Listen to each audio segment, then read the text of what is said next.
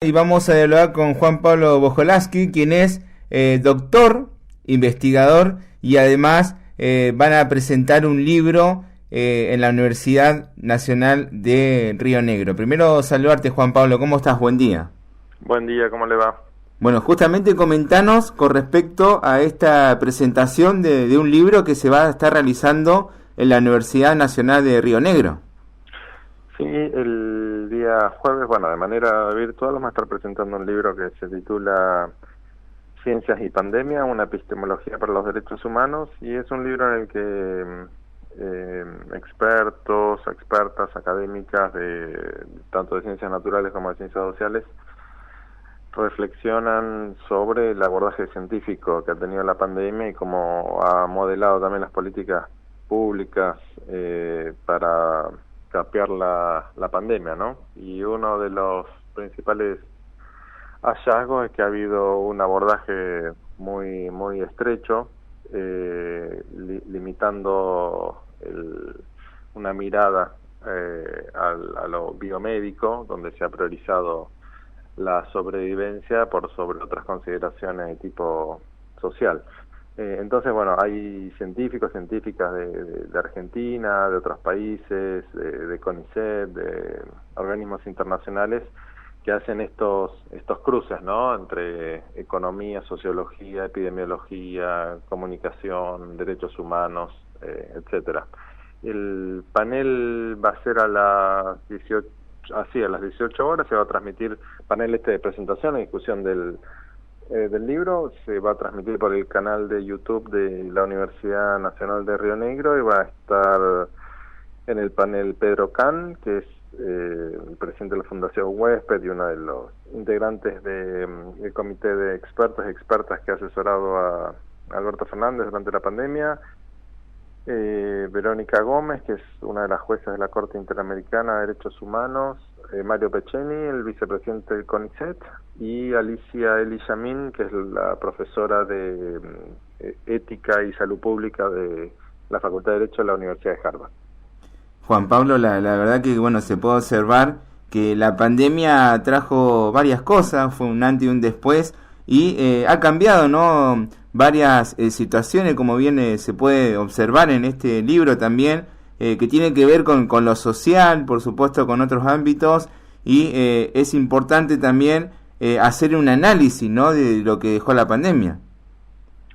Sí, el principal propósito del libro es tratar de capitalizar las lecciones, ¿no? Que nos deja la pandemia, cómo pensar, sobre todo en el ámbito científico, cómo pensar la pandemia y producir conocimiento científico. Y una de las principales conclusiones en ese sentido es que ha habido un fuerte déficit en materia de interdisciplinariedad en el abordaje de la pandemia. Si usted mira la composición del comité de expertos y expertas que ha asesorado a Alberto Fernández, y ha sucedido eso en prácticamente todos los países del mundo, está integrado por médicos, médicas, epidemiólogos de delantal guardapolvo blanco, ¿no? Es decir, todos provenientes del mundo de la medicina. Entonces no ha habido una consideración por ejemplo, las implicaciones sociales, psicológicas del confinamiento o los peligros que entrañaba en términos de abuso de niños y niñas en confinamiento prolongado o en materia de violencia doméstica. Entonces lo que se plantea también es una reconfiguración de la manera en la que se toman las decisiones en casos de cataclismo, colapso biológico en el mundo.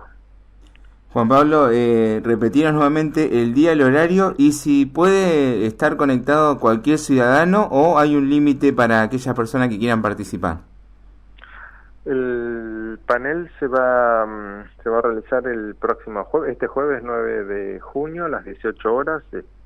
Cualquier persona lo puede seguir simplemente entrando al canal de YouTube de la Universidad Nacional de Río Negro. El libro ha sido liberado, se puede acceder de manera gratuita. Fue publicado por la editorial de la Universidad Nacional de La Plata. Y antes de terminar, solo para asegurarnos que la gente que está escuchando el programa entiende de qué se trata, ¿no?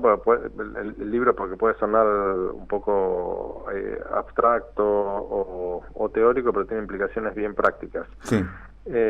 Por ejemplo, cuando comenzó el relajamiento de las medidas de confinamiento, ustedes acordarán que las autoridades habían permitido empezar a caminar en radio de 500 metros a ciertos grupos poblacionales. Uno de los primeros grupos que fue habilitado para poder tomar paseos y caminar, ¿no? Salir del confinamiento fue las personas con discapacidad. Bueno, en Capital Federal, cuando se autorizó a este grupo poblacional, se les exigía que vistieran una indumentaria de color violeta para que la policía los identificara fácilmente en la vía pública y no los multara. Esta medida solo pudo sobrevivir unos pocos días después de un amparo presentado por una ONG que defiende y promueve los derechos de las personas con discapacidad por las obvias implicaciones discriminatorias. Imagínense, las personas con discapacidad necesariamente tienen que ser fácilmente identificables con una indumentaria violeta.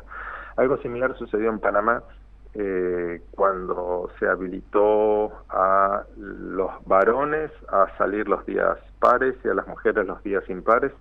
Y bueno, las disidencias o las personas que no se identificaban en este esquema binario de género quedaron colgados del pincel sin ningún día asignado para salir. Y tuvo que intervenir la Comisión Interamericana de Derechos Humanos y exigirle al gobierno de Panamá que reviera esta medida. Entonces, medidas políticas de este tipo se replicaron en todo el mundo, y esto se debió precisamente a la falta de un abordaje interdisciplinario, sobre todo con enfoque de derechos humanos, para el desarrollo e implementación de políticas sanitarias. Bien, gracias Juan Pablo por estar aquí en FM La Costa. No, gracias a ustedes por el espacio. Juan Pablo Bosolaski, quien es doctor, investigador, y además van a estar presentando un libro en la Universidad de Río Negro, Ciencias y Pandemia, una epistemología para los derechos humanos, mañana, así que pueden estar conectados también a este encuentro virtual.